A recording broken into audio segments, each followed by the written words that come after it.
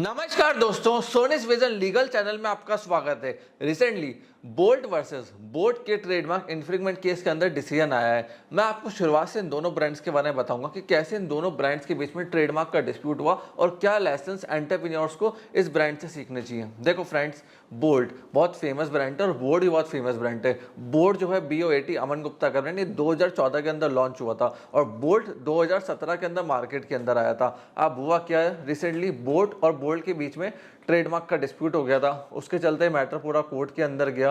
Bolt का कहना था कि बोल्ट ने हमारे पूरे ब्रांडिंग, डिज़ाइन सब कुछ कॉपी कर लिया है, जिसके चक्कर में हमारा जो कंपटीशन है और जो मार्केट के अंदर जितने भी प्लेयर्स हैं, कंज्यूमर्स हैं, सब कंफ्यूज हो रहे हैं कि असली में बोट कौन है और बोल्ट कौन है, क्योंकि बहुत ज़्यादा देखने में सिमिलर है। इन्होंने टैगलाइंस भी हमारी कॉपी करी, लोगोज भी हमारा कॉपी करा है। अब फ्रेंड्स, जैसे ही मैटर कोर्ट के अंदर गया, बोट कंपनी ने अपना क्लेम रखा।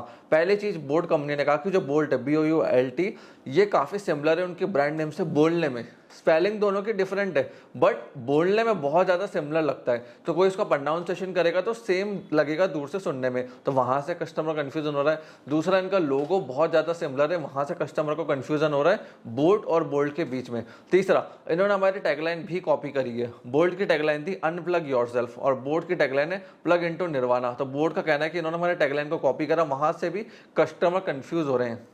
बोल्ट ने भी अपना डिफेंस रखा कोर्ट के अंदर। उन्होंने कहा कि हमारा ब्रांड नेम 2017 से मार्केट के अंदर ऑपरेट हो रहा है और 2017 से हम इसकी एडवर्टाइजमेंट कर रहे हैं। हमारा जो लोगो है, थीम है, कलर बेस है, सब कुछ टोटली डिफरेंट है। हमारी टैगलाइन भी डिफरेंट है, कहीं कन्फ्यूजन नहीं होता है, ऐसा उनका कहना है। और हम इतने टाइम से सेल्स मार्केटिंग कर रहे हैं, कस्टमर्स बना रहे हैं, रिव्यूज जमा कर रहे हैं, तो हमारे कस्टमर्स कोई कंफ्यूज नहीं हो रहे हैं बोट कंपनी के साथ। तो वहाँ पे भी हमारा कोई भी ब्रांड डैमेज करने का लॉस नहीं सामने वाले को। बट बोट का कहना है कि जो सामने वाले ब्रांड बोल्ट है, अगर वो एफर्ट इन्वेस्टमेंट कर रहा है, उसका कोई बेनिफिट उसको नहीं दिया जाए, क्योंकि अल्टीमेटली कस्टमर तो कंफ्यूज हो ही रहा है और हमने ज़्यादा ब्रांड वैल्यू मार्केट के अंदर जनरेट करी है। कोर्ट ने इस पूरे मैटर को देखा और सुना। देखो, प्रायर रजिस्ट्रेशन जरूरी होता है अगर आपको किसी भी चीज़ को क्लेम करना है, चाहे वो आपका ब्रांड नेम हो, लोगो हो, टैगलाइन हो।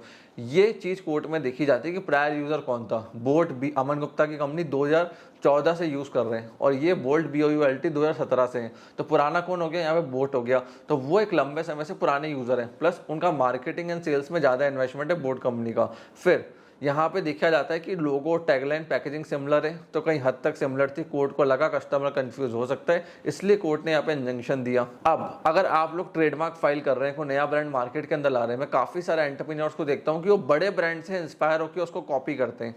कोई वन का जो प्लस होता है उसको कॉपी कर लेगा, कोई बड़े ब्रांड का कोई डिज़ाइन कॉपी करके ले आएगा। लेटर ऑन उनके ऊपर केस हो जाता है, फिर जो उन्होंने 1-2 करोड़ का धंधा बनाया होता है वो पूरा जीरो हो जाता है, उनको फ्री फोकट में उस धंधे को बंद करना पड़ जाता है। तो हमेशा ध्यान रखो, कभी किसी बड़े कंपनी के कुछ भी कॉपी नहीं करना है, क्योंकि बड़ी कंपनी हैविली इन्वेस्ट करती है in their IPs, right from their TMC certificate, trademark, copyright, patents, इन सब में वो पैसा इन्वेस्ट करते हैं ताकि कॉम्पिटिशन कुछ भी उनका कॉपी ना कर पाए। रीब्रांडिंग करना बहुत कॉस्टली हो जाता है कि जैसे ही अब रीब्रांडिंग करने जाओगे तो सारा माल डिस्ट्रॉय करना पड़ेगा, ब्रांड वैल्यू वापस बनाओ, ट्रेडमार्क वापस रजिस्टर्ड कराओ, तो बहुत पैसा लग जाता है मार्केट के अंदर। इवन अगर आप टैगलाइन भी लॉन्च कर रहे हैं तो अपने टैगलाइन को भी प्रोटेक्ट करो, इस चीज़ का ध्यान रखना। अगर आप टैगलाइन का ट्रेडमार्क नहीं फाइल करोगे तो उसके लिए भी लीगल इशू फ्यूचर के अंदर हो सकता है। कोई बड़ा ब्रांड आ सकता है कि आपने हमारा कॉपी कर लिया। जब भी टैगलाइन फाइल करो ट्रेडमार्क रजिस्ट्रेशन के लिए, लोगो फाइल करो ट्रेडमार्क रजिस्ट्रेशन के लिए, वर्डमार्क फाइल करो, हमेशा इसकी एक प्रॉपर सर्च रिपोर्ट बनाओ। देखो, बड़ी ब्रांड्स जो होती है ना, कंपनीज, वो क्या करती है, मार्केट के अंदर जब 1000, 2000, 5000 करोड़ का प्रोजेक्ट लेकर आते हैं ना, तो उसकी एक एनालिसिस रिपोर्ट बनाते हैं कि हम 5000 करोड़ इन्वेस्ट कर रहे हैं, इसमें रिस्क क्या क्या हो सकती है, ताकि वो रिस्क को मिटिगेट करें, कम करें। वैसे ही आपको हमेशा अपने एक IP की सर्च रिपोर्ट बनानी चाहिए, चाहे वो पेटेंट हो, ट्रेडमार्क हो, कॉपीराइट हो, कि इसमें क्या रिस्क फ्यूचर में हमारे लिए हो सकती है। और 2-3 अटॉर्नी से बनाओ, ताकि 2-3 अटॉर्नी से आपको अच्छा कंक्लूजन और आइडिया मिल जाए। फाइनल डिसीजन कोर्ट का भी इसके अंदर नहीं आया, कोर्ट ने सिर्फ इंजंक्शन ग्रांट करा है। वो भी कोर्ट ने कहा है कि बोल्ट वर्ड डायरेक्टली यूज नहीं कर सकती है ब्रांड, गो बोल्ट यूज कर सकती है। अगर आप इनकी वेबसाइट पे जाओगे आपको दिखेगा गो बोल्ट से भेज रहे हैं, तो कोर्ट ने उसको अलाउ कर दिया है कि जो ओरिजिनल पिटीशन है उसके अंदर मेंशन नहीं है, तो गो बोल्ट ये यूज कर लें, बट इंडिविजुअल बोल्ट BOULT ये मेंशन नहीं कर सकते, ना अपनी टैगलाइन को यूज कर सकते हैं। टैगलाइन के ऊपर भी इन्फ्रिंगमेंट दिया हुआ है ताकि कस्टमर कंफ्यूज ना हो जब तक फाइनल डिसीजन नहीं आता है। सो फ्रेंड्स, कभी भी किसी भी बड़ी ब्रांड का हल्का सा भी कुछ भी आप कॉपी कर रहे हो ना, कॉपी करने से पहले 100 बार सोचना। एक बार आप पे केस हो गया, लिटिगेशन बहुत एक्सपेंसिव है, बहुत ज्यादा प्रॉब्लम्स आ जाती है, फिर लेटर ऑन केस को सॉर्ट आउट कराने में बहुत दिक्कत होती है। इसलिए शुरुआत से unique name, combination and logo के ऊपर जाओ। मैं आशा करता हूँ ये वीडियो आपको पसंद आई होगी। कुछ भी डाउट्स, क्वेश्चन रह गए, कमेंट सेक्शन आपके लिए ओपन है। कमेंट सेक्शन में कमेंट करके हमसे पूछ सकते हैं। आपने इस वीडियो को यहाँ तक देखा, हम लोगों को सपोर्ट दिया, उसके लिए धन्यवाद।